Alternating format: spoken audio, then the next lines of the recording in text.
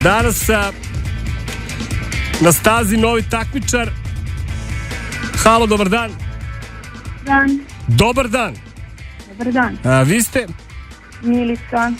Milice, da li možete da nam date kratak vaš opis da bi stvorili sliku o vama? Godine, visina, težina, boja kose i sve ostalo. Crnokosa, visoka, 26 godina. Dovoljno.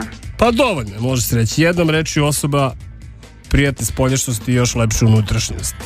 Tako je. Bip levo, bub desno, brzine vam idu u H. Mislim da sam sve objasnio. Jeste spremni? Jesam. Priprema, pozor, start! Bup, bup. Levo, desno, desno. Bup. Bup.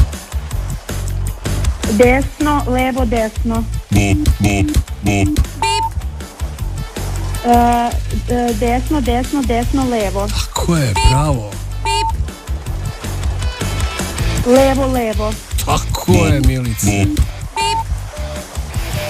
Desno, desno, levo. Desno, levo. Nema više desno levo. Vi ste odvozali svoje, Milice. Jesam. Jest. Briljant.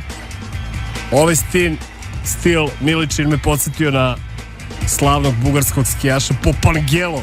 On je plesao na stazi. Super. Jedino što Popangelov neće na Zlatibor, a Milica hoće.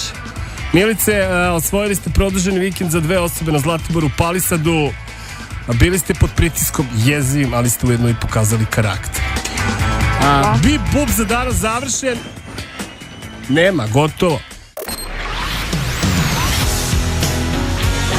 Radio S.